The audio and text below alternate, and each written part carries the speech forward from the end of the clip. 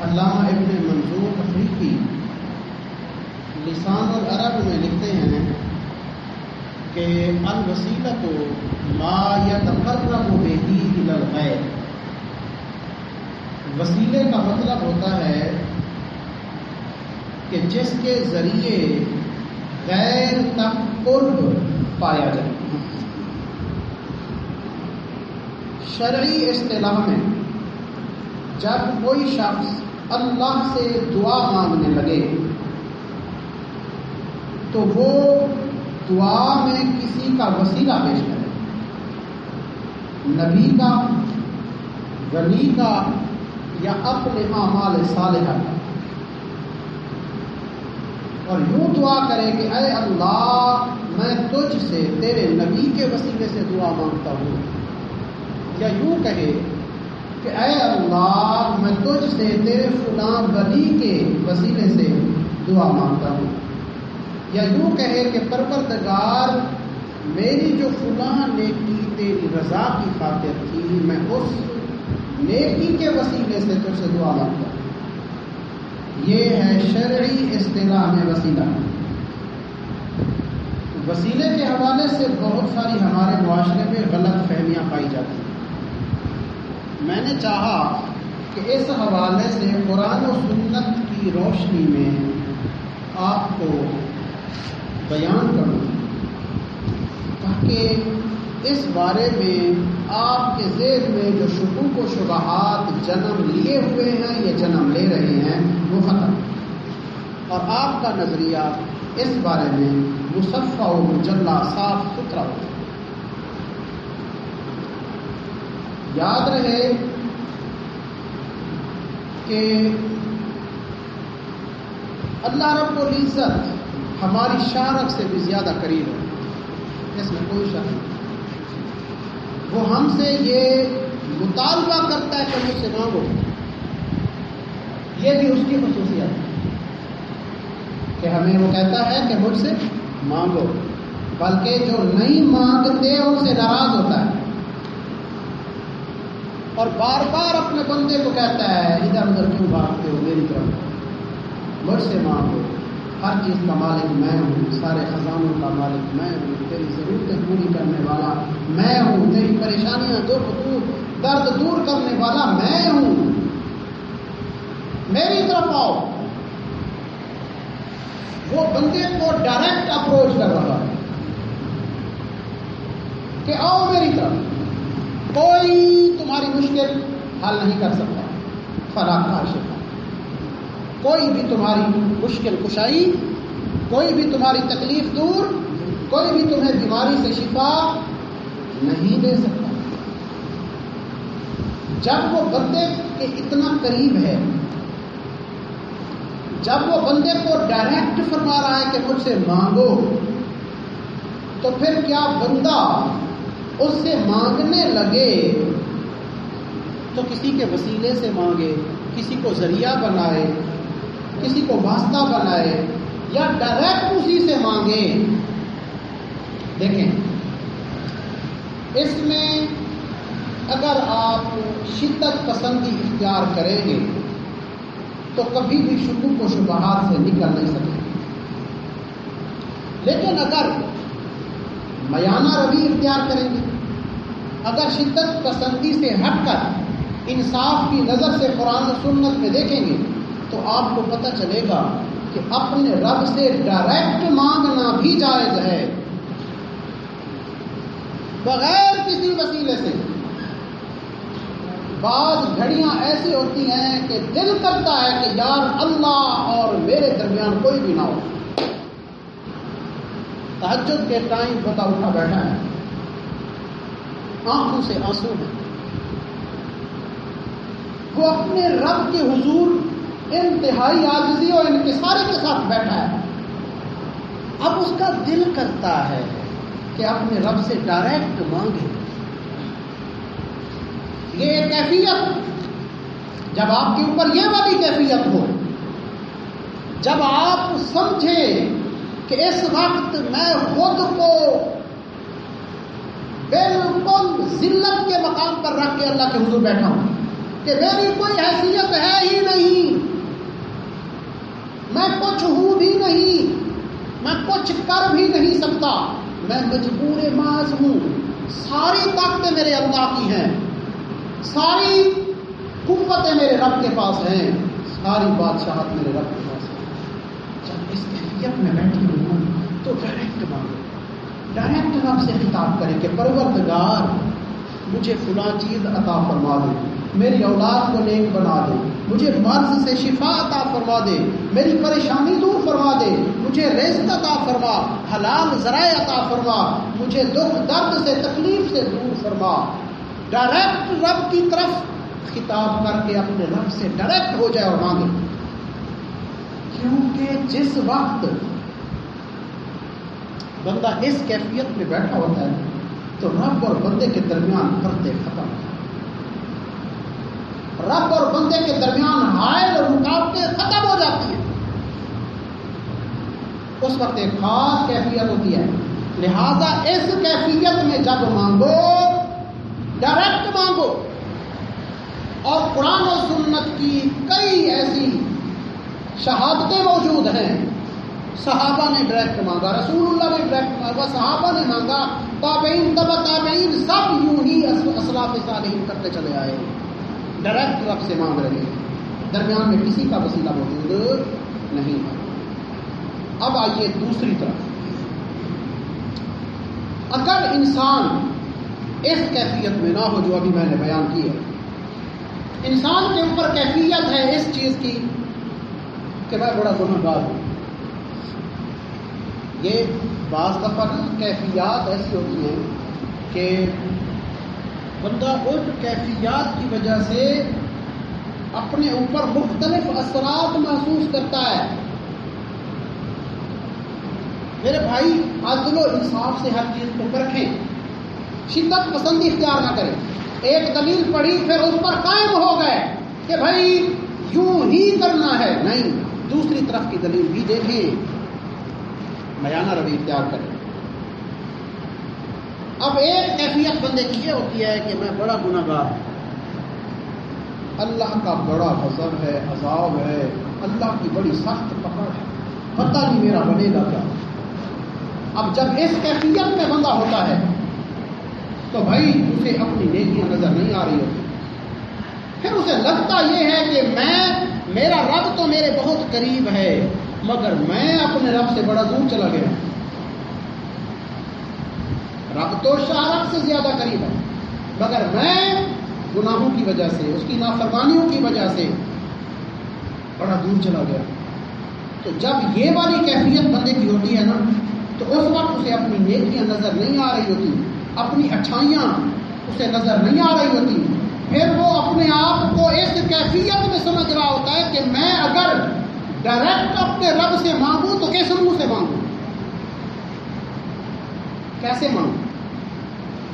پھر وہ کسی برگزیدہ شخصیت کا یا اپنے کسی عمل کا وسیلہ اللہ کی بارگاہ میں پیش کرتا ہے کہ پروردگار ہم فلاں کے وسیلے سے تجھ سے دعا مانگتے ہیں۔ دیکھیں اگر مقام و مرتبہ، نیکیاں، یہ ساری چیزیں یہ بعض دفعہ بندے کو بالکل حقیق نظر آتا ہے۔ میں پرسوں ایک حدیث پڑھا رہا تھا، مشکاۃ شریف میں حدیث موجود ہے، حضرت عبداللہ بن عمر رضی اللہ تعالیٰ انہوں نے حضرت ابو موسیٰ اشعری کے بیٹے کو کہا، تمہیں پتہ ہے کہ میرے باپ نے تمہارے باپ کو کیا کہا تھا؟ انہوں نے کہا مجھے نہیں پتا کیا تھا۔ انہوں نے کہا میرے باپ نے، یعنی حضرت عمر فاروق رضی اللہ تعالیٰ عنہ نے تمہارے باپ حضرت ابو موسیٰ اشعری کو کہا، دونوں صحابی ہیں، جلیل اور قدر صحابی ہیں، دونوں پر حضور کو ناز ہے۔ حضرت عمر فاروق رضی اللہ تعالیٰ عنہ کی شان تو پھر آپ جانتے ہیں، خلیفۃ المسلمین، حضور کی مراد ہے، حضور کے سسر ہیں، حضور علیہ السلام کے ساتھ ان کو کتنا قرب ہے سب جانتے ہیں۔ حضرت عبداللہ بن عمر کہتے ہیں میرے والد گرامی حضرت عمر رضی اللہ تعالیٰ عنہ نے تمہارے والد گرامی حضرت ابو موسیٰ اشعری رضی اللہ تعالیٰ عنہ کو فرمایا، ابو موسیٰ تمہارا کیا خیال ہے، ہم نے رسول اللہ صلی اللہ علیہ وسلم کہ دعوت کو قبول کر کے اسلام قبول کیا، آپ کے ساتھ مل کر ہم نے جہاد کیا، ہم نے بڑی نیکیاں کی، نمازیں پڑھی، زکاتیں دی، روزے رکھے وغیرہ وغیرہ، بڑی نیکیاں کی. تمہارا کیا خیال ہے کہ اللہ رب العزت ان ساری نیکیوں کے بدلے میں ہمیں برابر سرابر چھوڑ دے تو کیا کہتے ہو؟ وہ یہ کہے کہ عمر تمہاری جتنی نیکیاں ہیں چلو تمہارے گناہوں کے بدلے میں کفارہ ہو، نہ تمہارے گناہ باقی رہے نہ تمہاری نیکیاں باقی رہے، تم برابر سرابر چھوٹ گئے ہو، جہنم سے تمہیں نجات مل رہی ہے، چلو جاؤ. حضرت عمر فاروق کہہ رہے ہیں جی اگر اللہ رب العزت ہمارے ساتھ یوں کرے تو تمہارا کیا خیال ہے؟ حضرت ابو موسیٰ اشعری رضی اللہ تعالیٰ عنہ کہنے لگے نہیں ایسا نہیں، ہم نے تو رسول اللہ کے بعد بھی جہاد کیا ہے، رسول اللہ کے وصال کے بعد ہم نے نمازیں پڑھی ہیں، روزے رکھے ہیں، نیک کام کیے ہیں، کتنے لوگ ہمارے ہاتھ پر مسلمان ہوئے، لہذا ہمیں یہ امید ہے کہ اللہ ہمیں اس سے کچھ زیادہ عطا فرمائے گا. اب دیکھیں ایک کے اوپر امید کی کیفیت ہے حضرت ابو موسیٰ اشعری، اور ایک صحابی کے اوپر جو جلیل القدر خلیفۃ المسلمین ہیں ان کے اوپر خوف خدا کی کیفیت ہے. دونوں کی کیفیتیں مختلف ہیں، ہر ایک اپنی اپنی کیفیت کے مطابق سوچ رہا ہے. حضرت عبداللہ بن عمر کو حضرت ابو موسیٰ اشعری کے بیٹے کہتے ہیں آپ کے والد گرامی میرے والد گرامی سے افضل تھے اس معاملے میں، یعنی خوف خدا ان کے اوپر طاری تھا، اور بندے کے اوپر خوف خدا طاری ہونا چاہیے. اپنی نیکیوں کا گھمنڈ، اپنی نیکیوں کے اوپر اترانا، نیکیوں کا تکبر، نیکیوں کا غرور قطعاً نہیں ہونا چاہیے. بندے کو اللہ کے حضور ہمیشہ خوف کے ساتھ رہنا چاہیے کہ پروردگار میری نیکیاں مجھے بچانے کے لیے کافی نہیں ہے، تیری ہی رحمت چاہیے، مجھے تیرا ہی فضل مطلوب ہے. تو کہنے کا مطلب یہ تھا، اس حدیث کو بیان کرنے کا مقصد یہ تھا کہ بندے کے اوپر نہ مختلف کیفیتیں ہوتی ہیں، بعض دفعہ خوف کی کیفیت ہوتی ہے، بعض دفعہ امید کی ہوتی ہے. جب امید کی کیفیت ہو، جب مکمل انکساری میں ہوں، جب اللہ کی بارگاہ میں گڑ گڑا رہے ہوں، جب آپ یہ سمجھ رہے ہوں کہ اس وقت میں عاجزی و انکساری کرنے کی وجہ سے اور اپنے تذلل کی وجہ سے اللہ رب العزت کے حضور قریب ہو گیا ہوں، تو پھر بغیر کسی وسیلے سے اللہ سے ڈائریکٹ ہوا کسی کا وسیلہ نہ ہو. لیکن جب کیفیت یہ ہو کہ میری نیکیاں کیا نیکی، میرے عمل کیا عمل، میں کس کھاتے میں، رب تو شہرت سے زیادہ قریب ہے مگر نافرمانیاں کر کے میں کتنا دور ہو گیا ہوں. تو ایسی صورت میں پھر اللہ کے حضور یہ کہو کہ پروردگار فلاں برگزیدہ ہستی کے وسیلے سے میری بخشش فرما، مجھے فلاں چیز عطا فرما، مجھے مرض سے شفا عطا فرما. پھر آپ کسی برگزیدہ بندے کا وسیلہ کریں. یہ مختلف کیفیتیں ہیں. تو اب جس کی جو کیفیت ہے اسی کے مطابق وہ نظریہ رکھے. یہ دراصل دو کیفیتیں ہیں. بعض لوگ کسی ایک کیفیت کا اعتبار کر کے وہ مثلا کسی کے اوپر اگر خوف خدا والی کیفیت ہے تو وہ کہتے ہیں کہ بھائی وسیلہ ہی وسیلہ ہونا چاہیے، بغیر وسیلے کے تو دعا قبول ہی نہیں. یہ شدت پسندی ہے. جن لوگوں کے اوپر امید کا غلبہ ہے، امید کا غلبہ ہے، وہ کہتے ہیں وسیلے کے بغیر دعا مانگو، ضرورت ہی نہیں ہے وسیلے کی.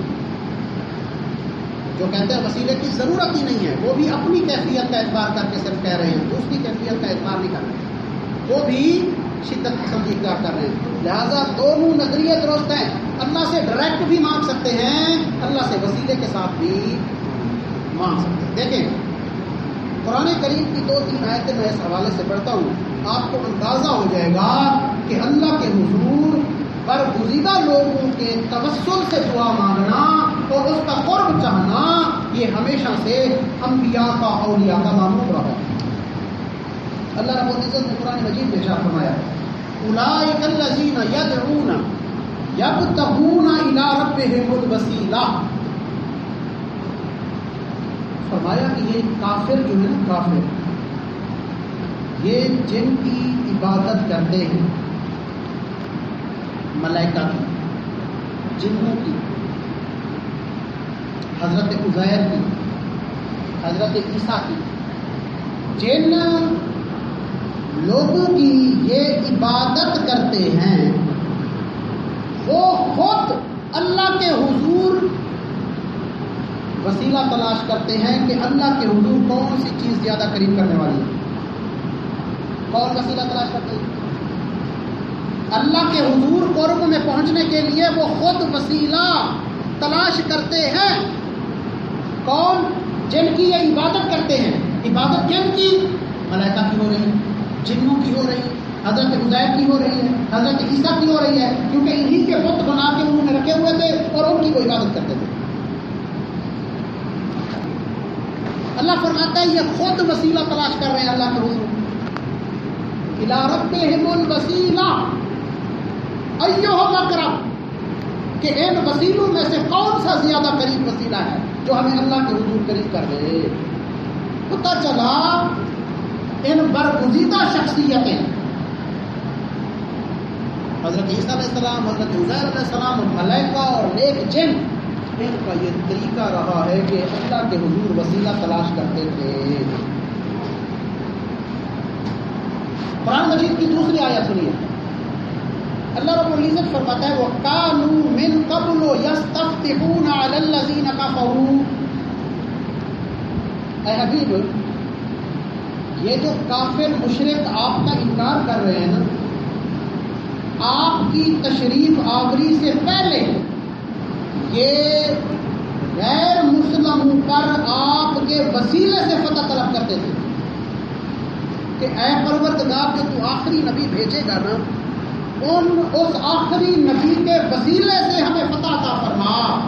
آج تک تو آپ کے وسیلے سے یہ فتح مانگتے رہے، آج آپ تشریف لے آئے تو آپ کا انکار کر دیا. پتہ یہ چلا کہ اللہ کے برگزیدہ بندے جو دنیا میں موجود ہوں یا نہ ہوں، ان کے وسیلے سے دعائیں مانگنا یہ ہمیشہ سے معمول رہا ہے. تو قرآن مجید اس کی وضاحت کر رہا ہے. اچھا، ایک اور آیت کی حضرت یعقوب علیہ السلام کا قصہ آپ نے سنا ہوگا، بارہا سنا ہوگا. آپ کو پتہ ہے کہ یوسف علیہ السلام کی یاد میں رو رو کے ان کی بینائی چلی گئی، اور جس وقت حضرت یوسف علیہ السلام بھائیوں کو مل گئے، انہوں نے اپنے والد گرامی کی کیفیت بتائی کہ والد گرامی کی بینائی چلی گئی. تو حضرت یوسف علیہ السلام نے کیا کیا؟ قرآن مجید خود بتا رہا ہے اذهبوا بقمیصی ھذا فألقوه علی وجه ابی یأتی بصیرا. حضرت یوسف علیہ السلام کہتے ہیں میری یہ قمیص لے جاؤ، میرا یہ کرتا لے جاؤ جو میرے جسم کو مس کر چکا ہے، میرے جسم کو چھو کے متبرک بن چکا ہے. یہ کرتا لے جاؤ، جا کے میرے والد گرامی کی آنکھوں پر ڈال دو تو ان کی بینائی واپس آ جائے گی. یہ کس میں ہے جی؟ صحیح حدیث میں، کسی تاریخ کی کتاب میں ہے، کسی بزرگ کا مقولہ ہے؟ نہیں بھائی، اللہ کے قرآن ہے. کسی کو ہے شک اللہ کے قرآن میں؟ کوئی کر سکتا ہے اللہ کے قرآن کی آیت کا انکار؟ کوئی یہاں تعویل کر سکتا ہے؟ کوئی کہہ سکتا ہے کہ قرآن کی آیت جو ہے اس کا یہ مطلب ہے ہی نہیں؟ کوئی کہہ سکتا ہے کہ حضرت یوسف علیہ السلام کا نظریہ غلط تھا؟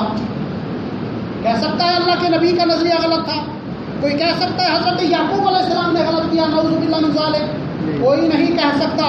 تو پھر ہر کوئی یہ ماننے پر مجبور ہے جس کے دل میں رتی بھر ایمان ہے، جو قرآن کو مانتا ہے وہ اس بات کے ماننے پر مجبور ہے کہ یہ نظریہ درست ہے کہ اللہ کے نبیوں کے ساتھ قرب پا جانے والی چیزیں بھی شفا بخش ہوتی ہیں، اور وہ اگر وسیلے کے طور پر پیش کی جائیں تو اللہ کے حضور ایسی مقبول ہوتی ہیں کہ اللہ ان کی برکت سے اللہ ان کی برکت سے شفا عطا فرمائے۔